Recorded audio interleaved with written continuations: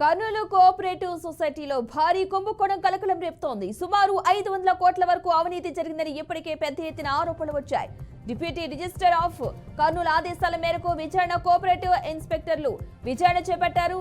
Class 4 employees cooperative సొసైటీని అధికారులు search చేశారు. బీరువా తీసి రికార్డ్స్ పరిశీలించారు. అయితే ప్రొసీడింగ్స్ కు సంబంధించి ఎలాంటి ఫైల్స్ లభ్యం కాలేదు. కార్యాలయంలో ఒక బీరువా, 9 చైర్స్ మాత్రమే ఉన్నాయి. కొన్ని పేపర్స్, బిల్స్ మాత్రం దొరికాయని, వాటిని డిఆర్ ఆఫీస్ లో సబ్మిట్ చేస్తామని అధికారులు తెలిపారు. ఇక 4వ తరగతి ఉద్యోగుల తరపున చేసిన పోరాటంతో 6 నెలల క్రిందట విచారణకు ఆదేశించారు. ఈ పోరాటం ఫలితంగా గత పాలక ప్రెసిడెంట్ కమిటీని జాయింట్ కలెక్టర్ రద్దు చేశారు. ఇక దాని స్థానంలో 3 చొప్పున PACS కమిటీ వేశారు. వీరు కొంత కాలయాపన చేయడం వల్ల రికార్డులు కొన్ని మాయమయ్యాయి. కలెక్టరేట్ ఆవరణలో నిఘా కెమెరాల మధ్య ఫైల్స్ మాయం కావడం ఆశ్చర్యానికి గురిచేస్తోంది.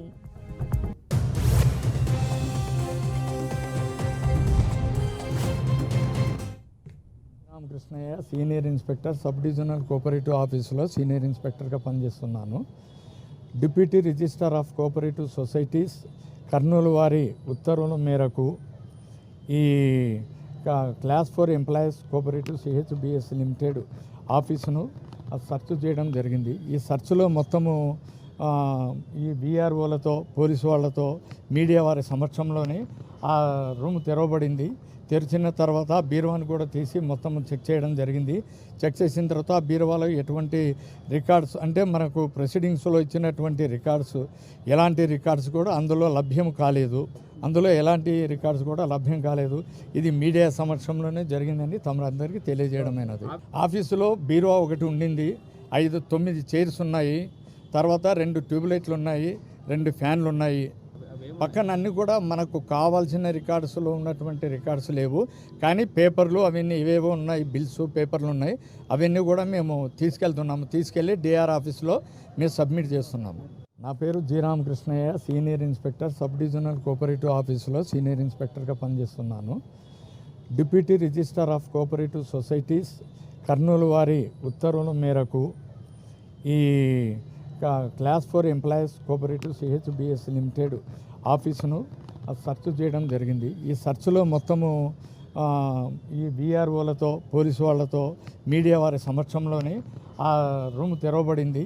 తెరిచిన తర్వాత బీరువాని కూడా తీసి మొత్తం చెక్ చేయడం జరిగింది. చెక్ చేసిన తర్వాత ఆ బీరువాలో ఎటువంటి రికార్డ్స్ అంటే మనకు ప్రొసీడింగ్స్లో ఇచ్చినటువంటి రికార్డ్స్, ఎలాంటి రికార్డ్స్ కూడా అందులో లభ్యం కాలేదు. ఇది మీడియా సమక్షంలోనే జరిగిందని తమరందరికీ తెలియజేయడమైనది. ఆఫీసులో బీరువా ఒకటి ఉండింది. 9 చైర్స్ ఉన్నాయి. తర్వాత 2 ట్యూబ్లైట్లు ఉన్నాయి, 2 ఫ్యాన్లు ఉన్నాయి. పక్కన అన్నీ కూడా మనకు కావాల్సిన రికార్డ్స్లో ఉన్నటువంటి రికార్డ్స్ లేవు. కానీ పేపర్లు అవన్నీ ఇవేవో ఉన్నాయి, బిల్స్, పేపర్లు ఉన్నాయి. అవన్నీ కూడా మేము తీసుకెళ్ళి డిఆర్ ఆఫీస్లో మేము సబ్మిట్ చేస్తున్నాము. నేను ప్రజా పరిరక్షణ సమితి తరపున 4వ తరగతి బాధితులకు మద్దతుగా నిలిచి పోరాటం చేస్తున్నాము. గత 5-6 నెలల నుంచి మేము పోరాటం చేస్తున్నాము. ఈ పోరాటం ఫలితంగానే జనవరి 27వ తారీఖు నాడు, డిసెంబర్ 27వ తారీఖు నాడు ఈ కోఆపరేటివ్ సొసైటీ మాజీ ప్రెసిడెంట్ వాళ్ళ కమిటీని జాయింట్ కలెక్టర్ వారు రద్దు చేసినారు. రద్దు చేసిన వెంటనే PAC కమిటీని నిర్ణయించింది 3 చేసి చొప్పున.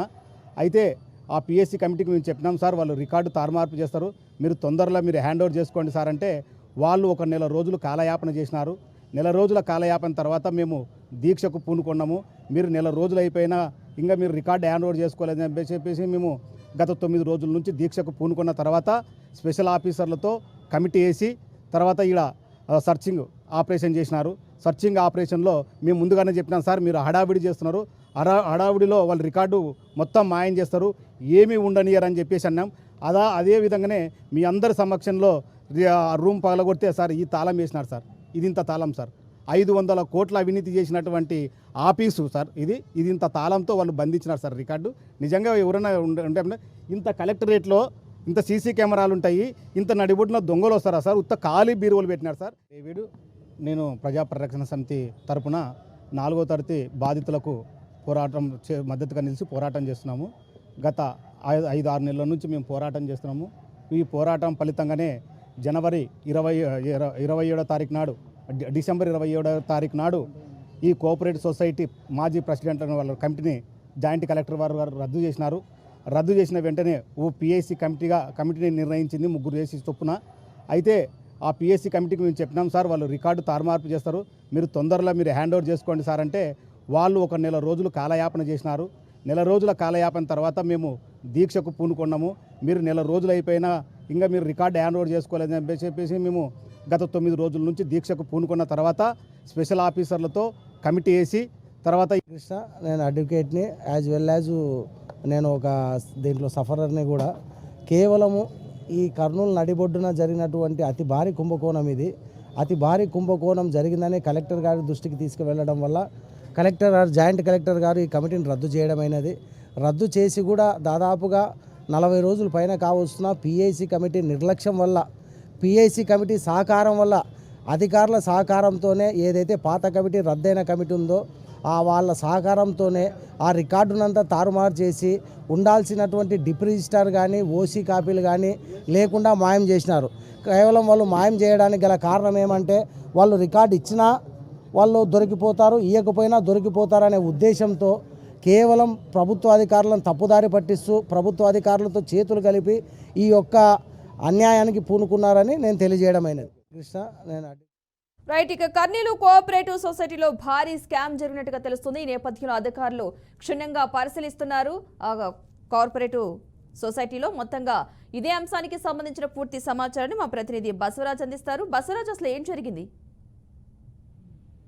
పద్మ, ఏదైతే కర్నూలు కోఆపరేటివ్ సొసైటీలో అయితే అంటే కొన్ని 100 కోట్ల కుంభకోణం జరిగినట్లు మనకు రీసెంట్ గా తెలుస్తా ఉంది. గత 1967లో ఈ సొసైటీ ఏర్పాటైంది. అయితే ఆయా ప్రభుత్వ శాఖల్లో 4th క్లాస్ ఎంప్లాయీస్ పర్పస్ వాళ్ళ యొక్క సంక్షేమ నిమిత్తము ఈ సొసైటీ అప్పట్లో ఏర్పాటు చేశారు. ఈ క్రమంలో ఏదైతే కర్నూలు నడిబడ్డులో సుమారుగా ఒక 80 ఎకరాల స్థలాన్ని అయితే కొనుగోలు చేశారు. ఎంప్లాయీస్ కి ఇళ్ల స్థలాల కోసము ఆ స్థలాన్ని కేటాయించారు. అప్పుడు ప్రభుత్వం కూడా ఆర్థిక తోడ్పాటు అందించింది. అయితే కాలానుగుణంగా సుమారు 18-20 సంవత్సరాల వరకు కాలానుగుణంగా ఏదైతే చైర్మన్, పాలక కమిటీలు మారుతూ వస్తున్న క్రమంలో అంటే ఏదైతే ఈ ప్లాట్లు కేవలం సభ్యులకు ఇవ్వాల్సిన ప్లాట్లను కొంతమంది చైర్మన్ గా కమిటీ మెంబర్లుగా ఉన్న వాళ్ళు అంటే ఏదైతే భూ విలువలు పెరగడం వల్ల ప్రైవేట్ వ్యక్తులకు అమ్ముకున్నారు. ఇలా అమ్ముకున్న సొమ్మంతా వాళ్ళు స్వాహా చేసి సుమారుగా కొన్ని 100 కోట్లు సొసైటీ పైన ఉన్న కొన్ని 100 కోట్లు అయితే లెక్క జమ లేకుండా దోచేశారు, తిన్నారనే ఒక ఆరోపణ అయితే మనకు ప్రధానంగా వినిపిస్తా ఉంది. అయితే ఈ క్రమంలో గత 40 రోజుల క్రితం ఈ సొసైటీలో సుమారుగా భారీ అవినీతి జరిగింది, దీన్ని నిగ్గుదేల్చండి, దీనిపైన సమగ్ర దర్యాప్తు చేపట్టండి అని ఒక డిమాండ్ మేరకు కలెక్టర్ అయితే ఆదేశాలు ఇవ్వడం జరిగింది. అంటే గత పాలక మండలిని రద్దు చేసి ఏదైతే టిఎస్సిఎస్ కమిటీని ఏర్పాటు చేసి వాళ్ళని సర్చింగ్ చేయాల్సిందే, ఆ రికార్డ్స్ అన్ని వెతికి ఏం జరిగింది సమగ్ర విచారణ చేయాలని ఆదేశించడం కూడా జరిగింది.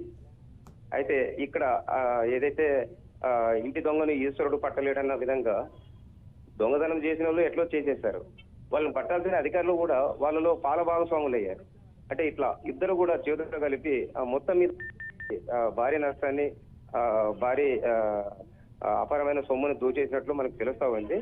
బట్ ఇది ఎక్కడ దాకా వెళ్తా ఉంది అంటే సమగ్ర విచారణకు మళ్ళీ జాయింట్ కలెక్టర్ వారు ఆదేశాలు ఇవ్వడం అయితే జరిగింది.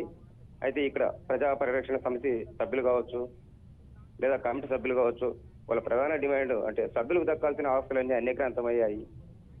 ఇందులో ఆఫీసర్లు చేతివాటం ఉంది, అలాగే పాలక మండలి కమిటీ చైర్మన్లు చేతివాటం ఉంది, కొంతమంది పొలిటీషియన్ కూడా పరోక్షంగా సహకరించారు. ఈ మూలంగా సుమారు కొన్ని 100 కోట్లు జరిగింది. ఈ అక్రమాలను నిగ్గుదేల్చి మరి ప్రధానంగా ఏదైతే ఈ 80 ఎకరాలు 4th క్లాస్ ఎంప్లాయీస్ సొసైటీకి సంబంధించిన ఒక రికార్డ్స్ గదిలో 40 రోజుల క్రితం అన్ని రికార్డులు ఉండి 40 రోజుల తర్వాత ఒక్క రికార్డు కూడా లేదు, మాయమైపోయింది. ఈ 40 రోజులు వాళ్ళకి వాంటెడ్ గానే రికార్డులు మాయం చేయడానికో లేదా గల్లంతు కావడానికి సమయం ఇచ్చారు. అంటే దర్యాప్తు అధికారులు కూడా వాళ్ళకి సహకరించారని ఒక ఆరోపణ చేస్తూ ఉన్నారు.